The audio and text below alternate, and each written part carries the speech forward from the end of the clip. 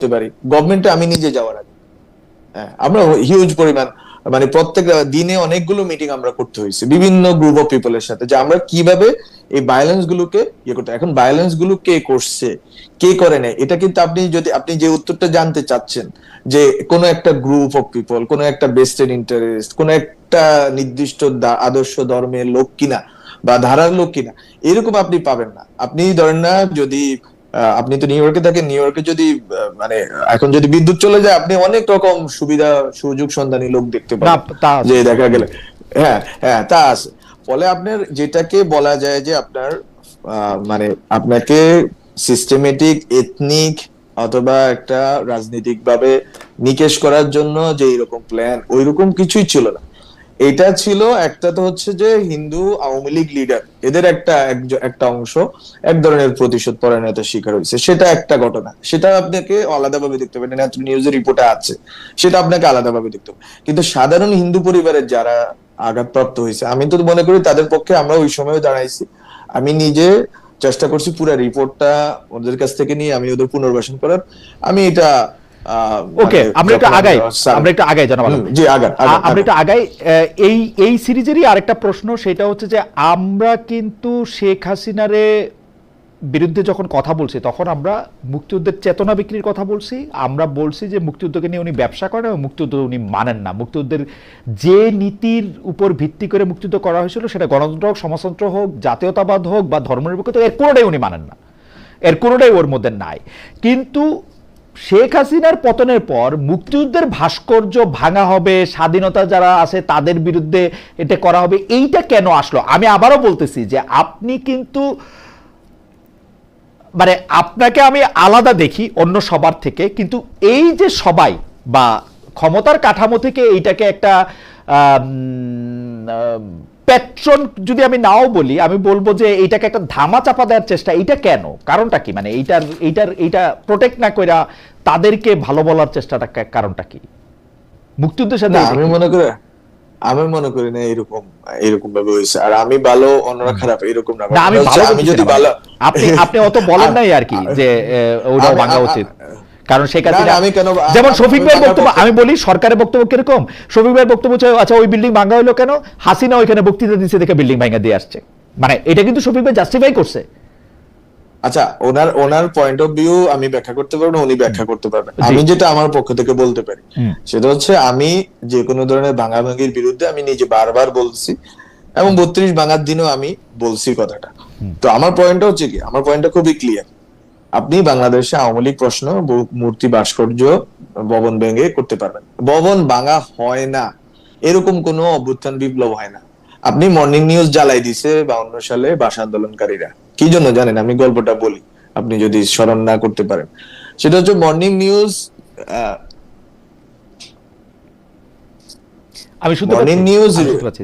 Morning news report করছে, চাপাইছে যে দেখো ঢাকায় দুটি পরা কতগুলো লোক হেঁটে যাচ্ছে, এরা ভারতের চর, এরা পাকিস্তানের বিরুদ্ধে ষড়যন্ত্র করতেছে। এন্ড ভাষা আন্দোলনকারী যারা, তারা মর্নিং নিউজ জ্বালাই দিছে। And you can go through those newspapers if you want. আমার কাছে আছে, আমি আপনাকে পাঠাই দিব। না ঠিক আছে। না আমি এখানে এটাই প্রশ্ন ভাই। এখানে হচ্ছে যে কোনো স্থাপনা, যে কোনো রাজনীতিক, আপনি যখন ভাঙতেছেন তখন যে আপনি 7 জন বীরশ্রেষ্ঠর মূর্তি ভাঙছেন, অবশ্যই ভাঙবো না। 7 জন বীরশ্রেষ্ঠর মূর্তি আপনি ভাঙছেন। আপনার যদি বাংলাদেশের উপর আক্রোশ না থাকে, আপনার যদি মুক্তিযুদ্ধের উপর আক্রোশ না থাকে, you cannot do it. Yes, you cannot do it. But আমি বলছি যে বীরশ্রেষ্ঠদের ভাঙা বলেন, আপনি আইবেন তাজউদ্দিনেরও যদি ভাঙে এবং অন্যান্য লিডারদের, এই বাংলাটাকে আমি তো জাস্টিফাই করতেছি না, কিন্তু আমি বলতেছি যে দেয়ার ওয়াজ এ কন্ডিশন। আপনি শেখ হাসিনার উপরে রাগ আছে, শেখ হাসিনার উপরে রাগ থাইকা আপনি রাগ উপরের দিকে উঠছে, আপনার তার বাপের উপরে রাগ হইলো, আপনি তার বিল্ডিং জ্বালা দিয়েছেন। আপনি তার বাপের উপর রাগ, কিন্তু তার বাপের উপর রাগ, আমি বলি আপনারা যদি এটা ইকুয়েট করতে চান, তাহলে আপনারা যে জটিলতায় পড়বেন, সেই জটিলতাটা হচ্ছে যে আপনারা আসলে সঠিক ভুলের বাইরে চলে যাইতে হবে, একটা জায়গায় চলে যাইতে হবে যেটা একটা সুফিবাদী দ্বারা, কিন্তু ওখানে আপনি যাইতে পারবেন না, কারণ আপনি পলিটিক্যাল। আমি বলি যে সেটা হচ্ছে যে শেখ হাসিনা তার বাবাকে বিক্রি করছে, শেখ হাসিনা ইভেন শেখ মুজিবুর রহমানকে বারবার বলা হয়েছে আপনি জাতির পিতা থাকেন, মহাত্মা গান্ধীর মতো আপনি আর ক্ষমতা নিয়েন না, আপনি থাকেন না আমাদের সবার অভিভাবক হয়ে। উনি হন নাই, উনি নিজে দায়িত্ব নিয়েছেন, দায়িত্বে ভুল শুদ্ধ অনেক কিছুই থাকে, উনি করছেন, উনি অনেকভাবে মিশ্র প্রতিক্রিয়ার শিকার হয়েছেন, ওনার ফ্যামিলি সহ শহীদ হয়েছেন, সেটা আমরা বুঝলাম। কিন্তু এখন যেই পর্যায়ে আছে শেখ হাসিনা, যেই পর্যায়ে ওনাকে নামাই নিয়ে আসছে, সেখানে শেখ মুজিবকে যখন শেখ মুজিবের মূর্তিগুলো ভাস্কর্য যেই অর্থে বলেন না কেন, এটা যখন ভাঙা হচ্ছে, আপনি পিপলের দিকে তাকান, আপনি এটাকে পিপল বলতে পারেন, আপনি এটাকে মব বলতে পারেন না, এটা পিপল। এটা পিপল হচ্ছে যে এটাকে এখানে কোনো স্টুডেন্ট লিডারকে আপনি খুঁজে পাবেন না যাদের আমাদের না, আমরা কোনোদিন ভাঙতে যাই নাই। তো এটা সাধারণ মানুষ ভাঙছে, কেন ভাঙছে? প্রশ্নটা হচ্ছে ক্ষোভের বহিঃপ্রকাশ হিসেবে ভাঙছে। এখন আপনি যদি বলেন যে 12 মাস, কত 16-17 মাস পরে প্রথম আলো ডেইলি স্টারে আগুন, আপনি এটাকে আপনি এবার ধরেন, কিন্তু আপনি ধরেন না 5 আগস্টের অব্যবহিত পরে, ইমিডিয়েট পরে যেগুলো হয়েছে, আমি মনে করি যে শেখ হাসিনা শেখ মুজিবুর রহমানের প্রতি আচ্ছা, যে আক্রোশ, আমি তো সেটার থেকে একটু আগেতে ছিলাম। সাতবীর শ্রেষ্ঠর ইয়াটাকে ও ক্ষোভের জন্য ভাঙছে। হ্যাঁ সেটা আমি আমি আমি মানে আমি শেখ মনে হাসিনার করি সাথে যে সাতবীর এটা- শ্রেষ্ঠর কি? আমি No, তো no, মানলাম no, no, এটা আপনি এটা আপনি পাবলিক করতে ক্ষোভ। পারেন না। এটা পাবলিক ক্ষোভ না, এটা যারা ভাঙছে তাদের অন্য অভিসন্ধি আছে। আমি সেইটাই ইভেন তো যারা বলতে মুজিবনগর, চাইতেছিলাম। আমি তো হ্যাঁ সেটাই বলতে চাইতেছিলাম। মুজিবনগরে যারা মূর্তি ভাঙছে ওদের ভিন্ন অভিসন্ধি আছে। যারা ঢাকা বিশ্ববিদ্যালয়ের পাশের এই যে আপনার মানে জগন্নাথ হলের পিছনে এখানে যে মন্দির মূর্তি ভাস্কর্য ভাঙছে ওদের ভিন্ন অভিসন্ধি আছে। দে আর নট আওয়ার পার্ট। আমি যদি সঠিক হই, তাহলে আমার সাথে সাথে বাংলাদেশে মিলিয়নস অফ পিপল এই আইডিয়া ধারণ করে, খালেদ ভাই। হুম। জুলাইয়ের পক্ষে হাজার লাখ লাখ লোক এই আইডিয়া ধারণ করে যে এই ভাঙাগুলো উচিত হয় নাই। আপনি শেখ হাসিনার প্রতি ক্ষোভ আছে, শেখ মুজিবের প্রতি ক্ষোভ আছে, কারণ শেখ হাসিনা শেখ মুজিবকে এই টেনে নামাইছে এখানে। ইট ইজ শেখ হাসিনা's fault। না না, সেইটা তো হ্যাঁ। আমি হ্যাঁ, আলাদা করে চোদ্দ- রাখলাম। আমি তো দেখতেছি হ্যাঁ, যে আপনি হ্যাঁ। যখন 7 জন বীর শ্রেষ্ঠর এটার মধ্যে আপনি মুক্তিযুদ্ধের মুরালে আঘাত করতেছেন, আপনি মুজিবনগর না, দিবস এটা আপনি করতে পারেন না, করতেছেন। এটা আপনি করতে পারেন না। এইটা তো এটা আপনি করতে পারেন এইটা তো না। আপনি ক্ষোভ থেকে আপনি করেন করতে না, এটা পারেন তো না পিপল করে নাই, পাবলিক করে নাই, এটা তো কোনো না কোনো একটা রাজনৈতিক ইন্ধনে এটা করা হচ্ছে। হ্যাঁ হ্যাঁ হ্যাঁ, আমি তো এটা অস্বীকার Absolutely. করতেছি না, এবং আমি এটাকেই আমি বিরোধ করতেছি যে এটা জুলাইকে মুক্তিযুদ্ধের বিরুদ্ধে দাঁড়া করানোর একটা প্রক্রিয়ার ভিতর দিয়ে অনেকে এটা করছে, যে অভিসন্ধি যাদের ছিল তারা আমরা না। আপনি মুক্তিযুদ্ধের পরে যারা চোর চাচড়িগিরি করছে, যাদের কারণে শেখ মুজিবুর রহমান বলছে আমার কম্বলটা কই, তারা কি মুক্তিযুদ্ধ ছিল না? আপনাকে আমি বলি, একবার খুব ক্লিয়ার কাট কথা শুনেন, 71 থেকে 80 দশক পর্যন্ত কোন মুক্তিযোদ্ধাকে যায় রাজাকাররা হত্যা করে নাই। হুম। মুক্তিযোদ্ধারা মুক্তিযোদ্ধাদেরকে মারছে। হুম। তো আপনি কারে দোষ দিবেন? বলে আপনাকে, কিন্তু এই জন্য কি আপনি মুক্তিযোদ্ধাদেরকে বলেন মুক্তিযুদ্ধ খারাপ? হুম। বলেন না তো। কারণ মুক্তিযুদ্ধ যখন ইভেন্টটা শেষ হয়ে গেছে 16 ডিসেম্বর, এরপরে যে ম্যাস কিলিং, বিহারীদের উপর কিলিং, তারপরে আপনার হচ্ছে যে নিজেদের মধ্যে অন্তর্কোন্দলে কিলিং, জাসদের উপর আমি কিলিং। আমি আমি দুইটা আমি হচ্ছে যে আপনি যেহেতু বারবার এই প্রসঙ্গটা আনতেছেন, আমি দুইটা জায়গা থেকে এটা দেখি। 1971 সালের পর থেকে যদি বিহারীদের উপরে, জাসদ ইত্যাদির উপরে, এটার সাথে কিন্তু একটা প্রপার্টির একটা সরাসরি রিলেশন ছিল। কারণ বিহারীদের ক্ষেত্রে তো আপনি এটা এখন গেলেই দেখতে পারবেন, মিরপুর 11 নম্বরে যান, মোহাম্মদপুরে যান, আমি তো এটা সরাসরি দেখতে পারবেন, সেটা এটা প্রপার্টির। কিন্তু যখন আমি ইডিয়ালিস্টিক জায়গা থেকে আসতেছি, আমি ওইটাও মাইনা নিলাম যে শেখ হাসিনা এমন এক জায়গায় বাংলাদেশের মানুষকে নিয়ে আসছে যেখানে তার বাবাকে নিয়েও এরকম অশ্রদ্ধা অসম্মান দেখাইতে পাবলিক গেছে। কিন্তু আমি যেটা বলতেছি যে ইডিওলজির জায়গা থেকে এই জিনিসটা কেমনে জনপ্রিয় হয় যে আমরা 71 সালে আমরা ভুলভাবে দেশ স্বাধীন করছি, 71 সালে এত লোক মারা যায় না, এই জায়গাটাতে মানুষ কেমনে সমর্থন করছে? এটা কি আপনারা এগুলো আমরা বলি নাই, এগুলো আমরা বলি নাই, নেভার। আচ্ছা, এগুলো যাদের বলার তারা বলছে, যাদের এটা দিয়ে রাজনৈতিক ফায়দা হাসিল করা ছিল তারা বলছে।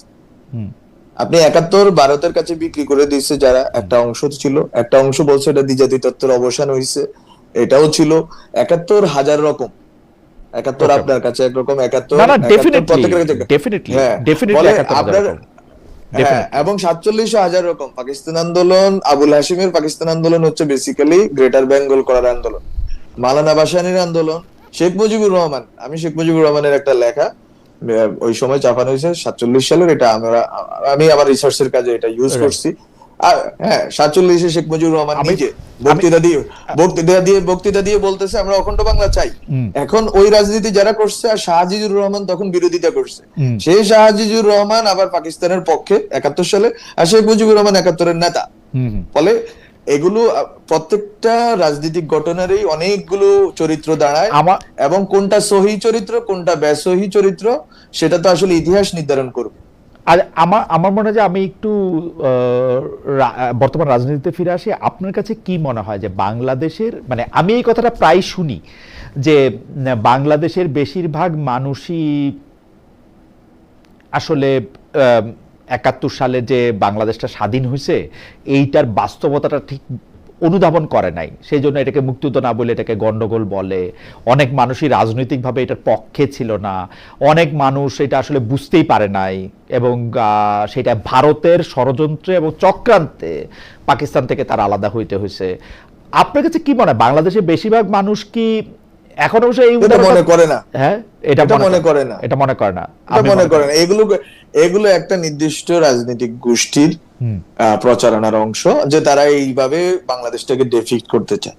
বাংলাদেশের প্রত্যেকটা ইভেন্টকে আপনার ওই স্পেসিফিক চরিত্রের জায়গা থেকে ব্যাখ্যা করতে হবে। ওইটা যদি আপনি না করতে পারেন তাহলে যেটা হবে যে আপনি নেগেশনের ভিতরে আপনি যাবেন, আপনার কোনো জাতীয় চরিত্র দাঁড়াবে না। এই জন্য আমাদের এত খারাপ অবস্থা এই দেশ হিসেবে। অনেকে বলে টাকা পয়সার কারণে, কিন্তু আপনার ন্যাশনাল কোনো ক্যারেক্টার নাই রে ভাই। না, এটা ঠিক আছে, এটা ঠিক আছে। আর আমি দুইটা বিষয়ে আপনার একটু মতামত জানতে চাইবো। যে একটা হচ্ছে যে মার্কিন যুক্তরাষ্ট্রের সঙ্গে বাংলাদেশের চুক্তি করছে, সেটা আপনারা, মানে আপনি অবশ্য প্রত্যেক করে বাইরে আসছেন, কিন্তু আপনাদের আপনি যে সরকারে ছিলেন সে সরকারে ছিল, তারা এটা 9 তারিখে করছে। এই ব্যাপারে অল্টারনেটিভসের বা যেন মাহফুজ আলমের কোনো আলাদা অবস্থান আছে কিনা, যে চুক্তিটা কেমন হয়েছে, ভালো খারাপ, আগে পরে?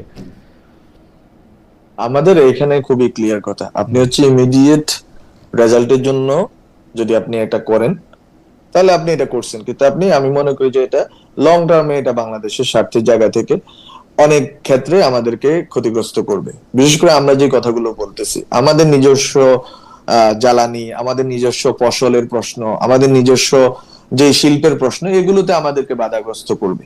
এবং সরকারকে এটা যত দ্রুত করা যায় রিভিজিট করা উচিত, বসা উচিত আবার এই নেগোসিয়েশনে, and they should think about their slogan যে বাংলাদেশ ফার্স্ট। তারপরে তারা যা ইচ্ছা ট্রিটি করুক, কোনো অসুবিধা নেই, যে কোনো দেশের সাথে ট্রিটি হইতে পারে। আপনি চুক্তিটা দেখছেন কিনা? এটা বাংলাদেশের পক্ষে গেছে? আমি চুক্তিটা দেখি না, কারণ আমার সময় ক্যাবিনেটে এটা তোলা হয়নি, আমি জানিও না এটা। ওই সময় আমরা জানতাম যে এটা একটা ট্রেড নেগোসিয়েশন, খলিল ভাই এবং ওই সময় যিনি ছিলেন বশির ভাই, ওনারা করতেছেন। তো ওনারা করছেন, ওনারা যাওয়া আসা করতেছেন নিয়মিত, এটা আমি জানি। ওই সময় আমি ওয়াশিংটনে নিজে গেছি, যখন নিউ ইয়র্কে ছিলাম, ওই যে আগস্ট মাসে বোধহয় আমার প্রোগ্রামে। তো তখনও আমি জানতাম যে এই কাজটা চলমান আছে, আমাদেরকে এম্বাসির লোকরা বলছে। তো এইটা চলমান আছে এটা আমরা জানি, কিন্তু এটা ডিটেলস আমি নিজে পড়ি নাই। আমার যেটা যতটুকু পত্রিকাতে কলাম এখানে সেখানে লেখা হয়েছে, এই জন্য আমি বলছি আমাদের কিছু স্বার্থগত জায়গাতে ইমব্যালেন্সড একটা জায়গাতে চলে গেছে। এটাকে আপনি সরকার যদি বাংলাদেশ ফার্স্ট নীতি অবলম্বন করে, সরকারকে এটা রিকনসিডার করা উচিত, রিভিজিট করা উচিত, রিনেগোশিয়েট করা উচিত। একজন দর্শক জালাল আহমেদ, উনি বলতেছেন খালেদ ভাই আজ 3টি টকশো গেলে কিন্তু বাজেট নিয়ে কোনো আলোচনা না করা কারণ কি? ভাই জুন মাসের 9 তারিখে বাজেট নিয়ে প্রোগ্রাম করেছি আমি, একটু প্রোগ্রামটা দেখেন, মানে বাজেট হওয়ার আগে বাজেট নিয়ে প্রোগ্রাম করা হয়েছে। আচ্ছা, আরেকটা বিষয় নিয়ে আমি একটু কথা বলি, সেটা হচ্ছে যে ডক্টর জাহেদ রহমান, মানে বাংলাদেশের সাথে ভারতের সম্পর্ক, বাংলাদেশের একজন উপদেষ্টা, উনি ভারতে গিয়েছেন, তাকে আসলে 2 ঘন্টা এখানে সেখানে বসিয়ে রাখা হয়েছে, অনেক প্রশ্ন করা হচ্ছে, তিনি আবার সেখানে ফিরে আসছেন। আপনি কি মনে করেন বাংলাদেশ ভারতের সম্পর্কের ক্ষেত্রে এইটা বলা হয় যে বিএনপি ভারতের সাথে এক ধরনের ভালো সম্পর্কই চায় বা প্রতিশ্রুত, তো সেই ক্ষেত্রে এইটাকে আপনি আসলে কিভাবে বিশ্লেষণ করেন? মানে এইটা হচ্ছে আমার মনে হয় যে আসলে এটা আপনি অনেকভাবে ব্যাখ্যা করতে পারেন, যে বাংলাদেশে এখন ভারতের সাথে একটা শীতল পরিস্থিতি থেকে তারা ইলেকশনের পরে তারা নিজেরা ইলেকশন বারবার দাবি করছে। That is interesting. তারা গত 17 বছর ইলেকশন চায় না, বাট ইন্টারিম সরকারের সময় তারা বারবার ইলেকশন দাবি করছে, যে ইলেক্টেড গভর্নমেন্টের সাথে তারা কাজ করবে। এখন ইলেক্টেড গভর্নমেন্টের সাথে তাদের কেন বনিবনা হচ্ছে না, তারা কেন এই টেনশন গুলো জিয়ে রাখতেছেন, এটা তারা ভালো বলতে পারেন। আমি কিভাবে বলবো এটা? অনেকে যে বলেন, যারা মাহফুজ আলম, অনেকে যে বলেন যে খলিলুর রহমান সাহেব, যিনি ছিলেন ডক্টর মোহাম্মদ ইউনূসের নিরাপত্তা উপদেষ্টা, তিনি যে জনাব তারেক রহমানের পররাষ্ট্রমন্ত্রী হলেন, অনেকে যে বলেন যে এটা আসলে ইন্ডিয়া এবং আমেরিকার কার্ড বা আমেরিকার চাপে পড়ে এই সরকারকে এটা করতে হয়েছে। আপনার কাছেও কি তাই মনে হয়, নাকি এটা একটা ধরেন খলিল সাহেব এত যোগ্য লোক যে তাকে নিতেই চাইছে বিএনপি, সেজন্য তাকে নিছে? আপনার কাছে কোনটা মনে হয়? এটা এটা বিএনপি ভালো বলতে পারবে ভাই, আপনার বিএনপি কাছে তো কি আমি মনে করি হয়? না।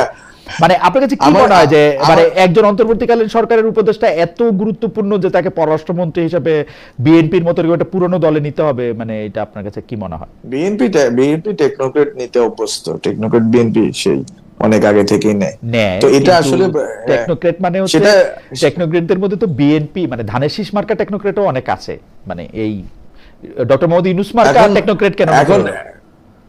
না না, আপনি কোনটা জানেন কোনটা ডক্টর মোহাম্মদ ইউনূস, এটা তো আপনি কিভাবে জানেন? আমি জানি না, আমি আচ্ছা জানতে পারিনি। আচ্ছা, না এইটাও এটা একটা কি ভালো কথা, দানিশ? এটাও একটা ভালো কথা বলছেন, কারণ আমাদের এই অনুষ্ঠানের প্রেক্ষিতে আমি এই উপসংহারে আসছিলাম যে ডক্টর খলিলুর রহমান আগে থেকেই বিএনপির লোক, বিএনপি বরং আপনাদের মধ্যে ওনাকে প্ল্যান করছিল, এবং ডক্টর মোহাম্মদ ইউনূস যেহেতু কিছুই বোঝেন না, উনি এটা বুঝতে পারেন নাই। শুনেন, এটা উনি এটা বলেন। এটা এটা এটা একটা মজার যে আমরা ধরেন এই যে এতগুলো স্পেকুলেশন করতেছি, হুম।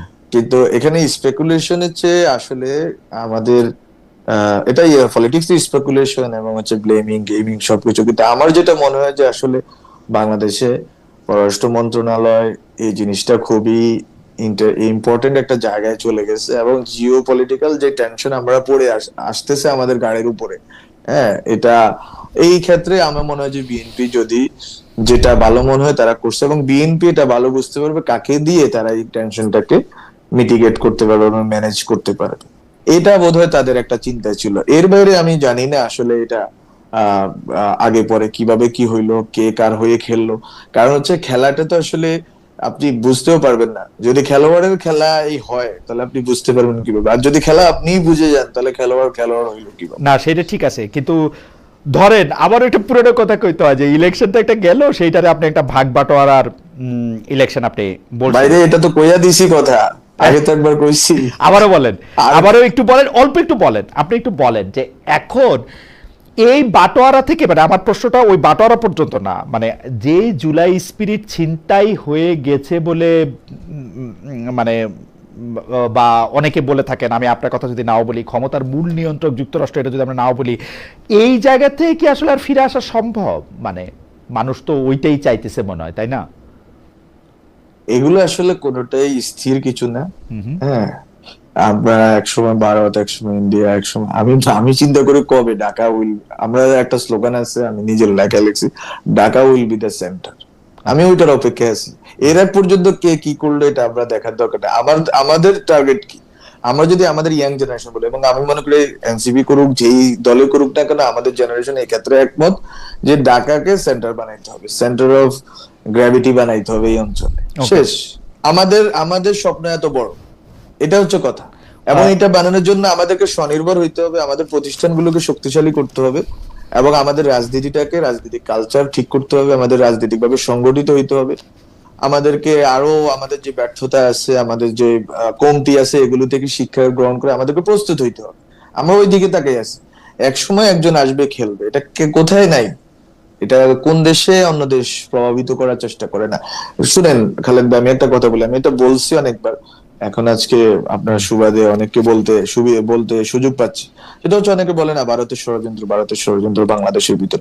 আমি তো মনে করি এটা ভারতের foreign policy. Why don't you have a foreign policy?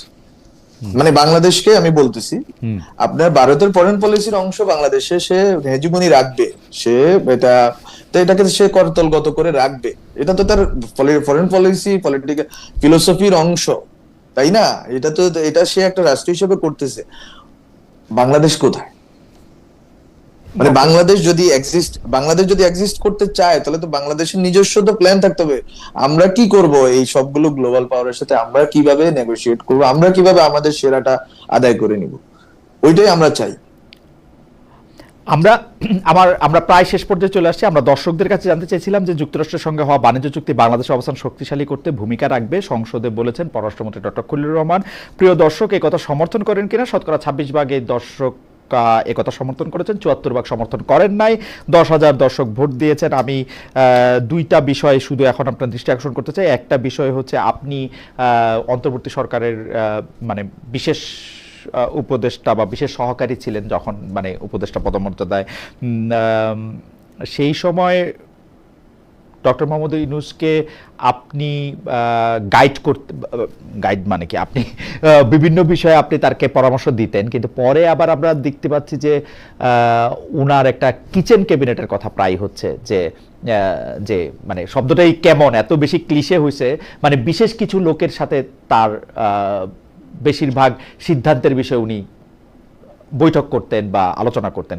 এর মধ্যে আপনি ছিলেন কিনা, যে ওই বিশেষ বা কতটা সময় পর্যন্ত ছিলেন, যেহেতু আপনি উপদেষ্টা হওয়ার আগে বিশেষ সহকারী হিসেবে সব বিষয়ে উনাকে আপনি কিছু না কিছু পয়েন্ট দিয়েছেন বলে আমরা জানি। না না না, এটা হচ্ছে প্রথম কথা হচ্ছে বিশেষ সহকারী হিসেবে I'd not have any specific rule. That's why you have the whole rule, মানে ইন জেনারেল মানে তো পুরোটা I didn't have the whole role. I didn't have the whole role. এটা হচ্ছে যে interim government is a like কি বলা যায়, এটা খুবই ইন্টারেস্টিং একটা ফেনোমেনা, যে আপনার এখানে এটাকে ব্যাখ্যা আমি তো বললাম ওইটা তো 3-5 থেকে 8 আগস্ট বেশি বললাম, 8 আগস্ট থেকে 16 ফেব্রুয়ারি পর্যন্ত যে ড্রামা, যে মানে এটাকে ড্রামাই বলা যায়, drama not in a bad manner, but মানে আপনি যদি ধরেন আর কি, এইখানে যে মানে অনেক